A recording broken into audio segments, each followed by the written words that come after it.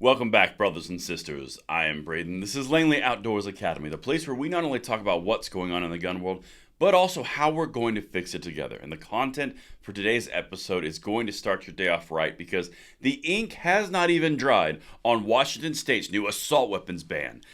And it's already being sued. There is already a lawsuit filed in federal court in Tacoma, Washington to bring this to heel, just like we've seen in multiple different instances across this year.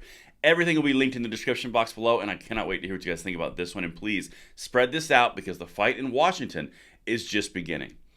And if you are new or you're a returning viewer, please consider hitting that like button, subscribing to the channel, and making sure you turn that notification bell on. We need as many of you as possible to get into the fold with us to spread information just like this in order to pass the Second Amendment along to the next generation. And thank you so much in advance for your support. And the content today is brought to you by SDI. Now, I know a lot of you out there like to upgrade and modify your own guns. And if you're looking to turn a hobby into a career, Sonoran Desert Institute can help. Their online programs cover everything from gunsmithing, woodworking and finishes, shooting sports management, ballistics, and more, plus all the tools and materials are shipped directly to your door. There's never been a better time to turn a hobby into a career that you actually enjoy, so what are you waiting for? There's a link in the description box below, and thank you so much to SDI for making this content possible.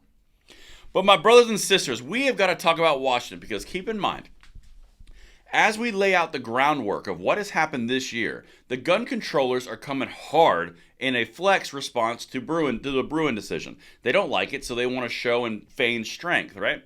That's a big thing. If someone is weaker position, make it look like you're stronger than you are.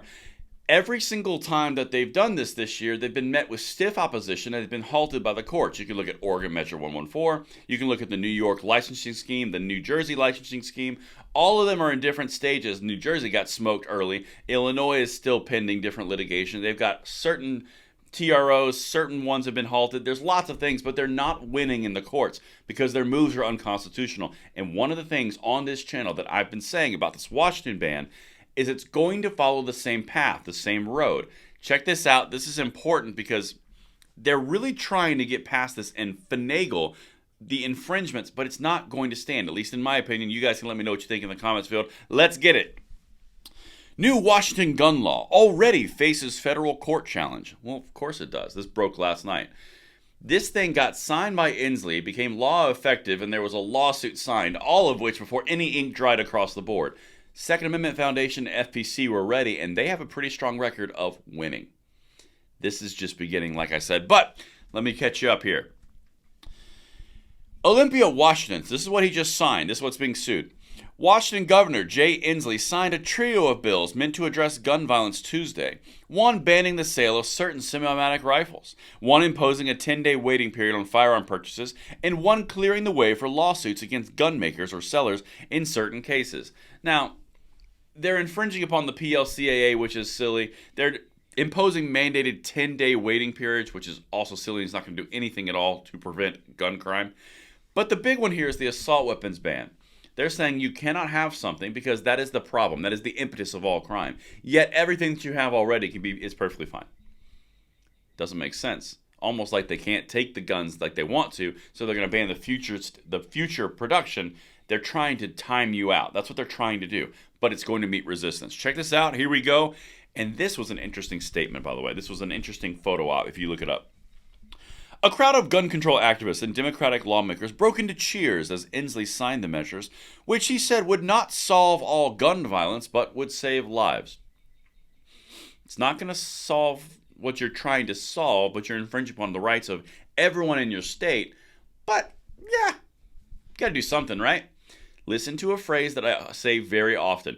It's better to do something than to do nothing, even though something's going to do nothing, but at least we did something. It's a little turn of phrase that I've coined because that's what they do here. Check this out. Quote, just because they don't solve all the problems does not mean the state of Washington does not take action, Inslee said. Inaction against gun violence is unacceptable. Go back to the phrase that I just said to you. We can't do nothing, so we got to do something. But even though something's going to end up doing nothing, but at least we did something. It's doing something. It's a meeting to plan for a meeting. It's the meeting to have a sake for a meeting. It's not going to solve what you're saying it's going to solve, but at least we did something.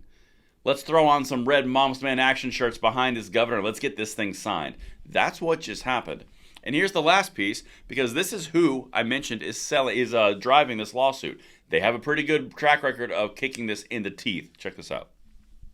The sales ban, which took effect immediately, drew a quick legal challenge from the Second Amendment Foundation based in Bellevue, Washington, and the Firearms Policy Coalition based in Sacramento, California. The group sued in U.S. District Court in Tacoma on Tuesday, saying the law violates the constitutional right to keep and bear arms. And this is the last little piece. First, I mentioned that FPC and the Second Amendment Foundation have very strong ties to victory when it comes to these lawsuits. That's because they do. They pick their fights very wisely, and then they execute them very well, and they win. That's a huge piece. Now, here's the second thing. They filed this in federal court and district court. The reason that that's important is because now you have pending litigation against assault weapon bans in federal court in Oregon, in Washington, in Illinois, in the northeastern states. You have a litany of lawsuits against unconstitutional actions of bans. And then you also at the same time have California in the midst of getting overturned itself. This is eventually going to end up at the SCOTUS because now you have 10 states that are infringing upon the rights of the citizenry. That's around a third, roughly, of the population and 1/5 of all states. This is a really big deal, and the further that they push, the further it's going to undermine them because the Supreme Court is going to rely on previous Supreme Court decisions like the Heller decision, the Brewer decision, the fact that it's common use. They're going to get smoked in time. Stay the course, and we are going to see this through. Like I said, everything will be linked. I cannot wait to hear what you guys think, and I will see you on the next one. I'm Braden. See you later.